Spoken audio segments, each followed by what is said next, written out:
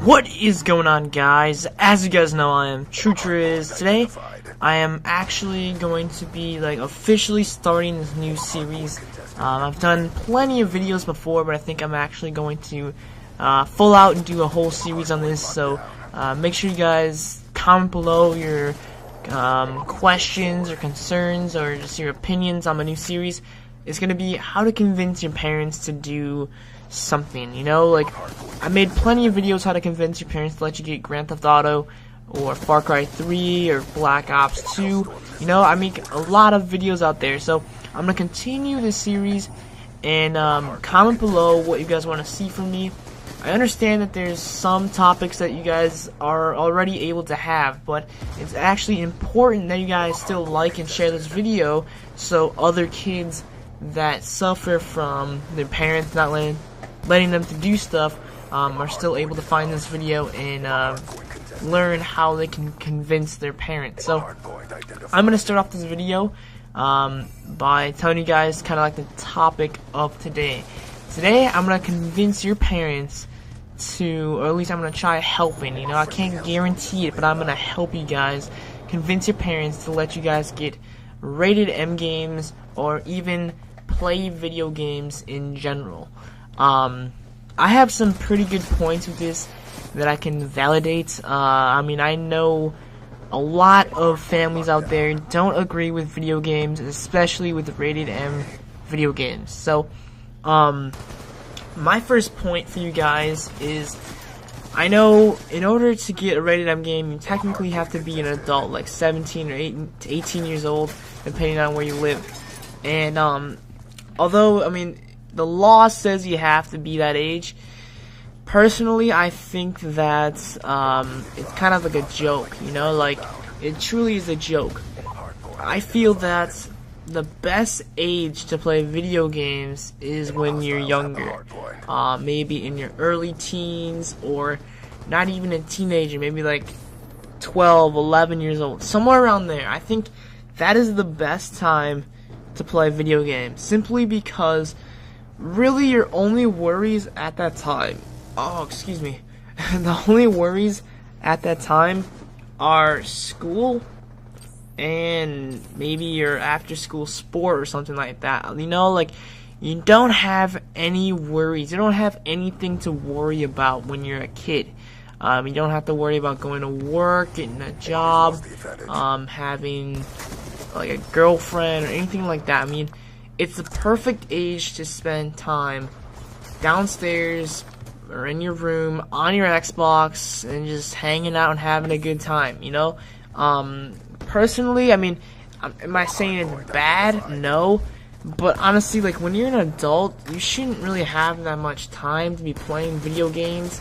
You know, like, you should be out there trying to get a job, working, hanging with friends, hanging with a girlfriend, something like that, or boyfriend, depending if you guys are a girl or a boy. I'm not really sure, but I mean, hanging out with people, getting a job, doing family business, stuff like that. You know, like, just hanging with people, basically. You know, like, you don't really spend much time as an adult in your room playing video games or in the basement. I mean, it's not like, you know, like, humans are meant to interact with people, you know, they're not meant to stay away, sheltered from the world, basically. I mean, humans are made to interact and have fun, you know, so I personally think the best age for video games and rated M games in general is to not to wait until you're an adult and not wait until you're like later teens, but actually play them when you're younger, so you don't waste that time as an adult or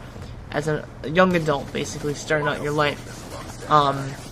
My second point is how rated M games, they're pretty much overrated, you know, like, you hear like reviews online, a lot of like the biased reviews from like other parents, whatever. Like, look up a review like, is GTA like suitable for my kid or something, and you'll get these like freaks that tell you everything bad about the game, and they don't tell you anything that is like avoidable. You know, like, they right away just smash all the games. Call of Duty, oh, you look up Call of Duty, people will be like, oh, that game turns kids psycho. People will start like hitting each other.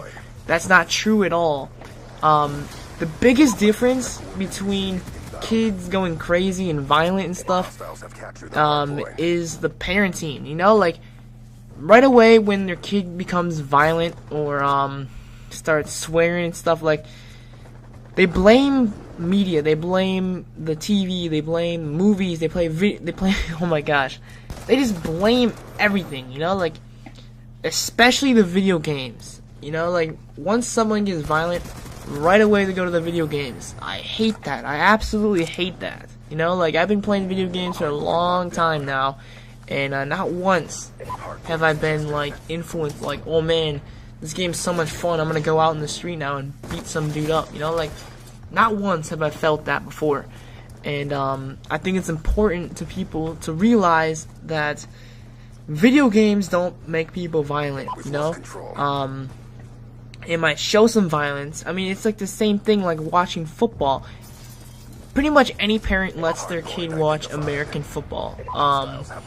Not soccer. I know like you UK kids are watching this, whatever. I mean, soccer too gets a little violent sometimes, but like American football, it's just constant banging and hitting people back and forth and stuff like that. Same with hockey, you know? It's just constant hitting. And that's pretty violent too. The main thing is parenting. You know, like parents can't blame anything but themselves, because at the end of the day, if their kid becomes violent, it is the parents' fault that they didn't teach their kid what's right and what's wrong. And that's what I hate the most. Right away when something bad happens, they blame the video games, they blame the movies, but then they don't blame themselves. They don't blame the parents, because those parents right away just start pointing fingers when they know it's true. They never gave a conversation to their kid about what's right and what's wrong, what's realistic and what's not realistic, what stuff you should do and not do. You know, like it all goes back to the parents, and I think that's my biggest point. It's not about the video games that like make kids bad or evil. It's the parents not doing anything for their kid. You know, like show this video to your parents. Let them know that, please teach me what's right and what's wrong. You know, like I just cannot like stress that more enough. And then my final point, of course, is the retaliation. You know, tell a kid not to do something, they'll do it. Tell a kid not to play this video game, they're gonna go to their friend's house and play the video game. It's simple as that. I feel that it's important that don't spoil your kid. There's a difference between spoiling a kid and letting a kid do something that's exclusive, something that's special. If you give the kid everything you freaking, whatever they freaking want, that's spoiling a kid. Spoiling a kid turns a kid to be someone that cries and whines, and they're gonna be completely like soft. They're gonna be a soft kid when they grow up, and you're gonna find that out soon enough. So you don't spoil your kid, but I should say let them have something that makes them feel good. Let them have a video game that's violent. Let them know that you have their trust. Let them know that they can trust you as much as you can trust them. You know, let them have that trust feeling, and they probably won't do any violent stuff. Let them know, as soon as I hear you swear, or as soon as I hear you hit someone, I'm taking away all your video games. Let them know that you're serious about that stuff. My biggest point, though, is the retaliation. I mean, either way, if you tell some kid not to play a rated M game, guarantee you, I mean, I 100% guarantee you that their friend has the video game. I mean, how else will they learn to want to get the game than seeing the game firsthand on, like, TV or at their friend's house or something, or YouTube or something like that? I mean, obviously your kid is going to go to your friend's house and play the game. So either way, your kid's going to play the game. What's better? Having a conversation with them, letting them have the game and watching the game and telling them what's right and what's wrong, or having them go to a friend's house not knowing if their parent is like watching or whatever, and they're going to end up getting hooked to this game, and you know, like they might see like they'll never like let you in on anything. They'll not like, they'll be scared to pretty much talk to you about doing bad stuff, and I don't know. So just a thought like that. So anyways, kind of bouncing off of that as well, if the kid goes to their friend's house and plays the game and they feel like you don't let them do anything because like they're gonna take stuff away from you or something like that, think about them in the future, you know. When they grow up and stuff, when they start doing like more risky things, you know, like they might think that it's alright. Say like, oh, I get away from playing like Call of Duty at my friend's house, maybe I can sneak some drugs or something like that in the future, you know. Like, let them know what's right, what's wrong. Spoil them a little, let them have like a video game or two, let them have like a rated M game. Let them know that you trust them as a parent, or trust them as a kid, I should say. And I think that's the biggest thing. Let the kid know that you trust them as a parent, and for sure they will take that seriously, and they should show great behavior. But anyways, once again, parents, please stress on your kids what's right and what's wrong, and stop blaming the video games, because video games really don't turn kids bad. It's just the parenting. So anyways, have a fantastic day, guys.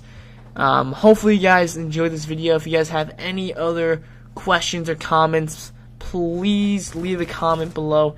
Let me know what topic you guys want me to talk about next in another, how to convince your parents to do something, and hopefully I can try my best to come up with a video to explain my reasons why things aren't as bad as they seem, and how the media really blows it up and other articles online blow stuff up when they're really not that bad. So anyways, hopefully you guys enjoyed this video. If you would, please hit the like button, favorite, share it, do whatever you gotta do, and stay true. I shall see you guys later. Have a fantastic day. Peace.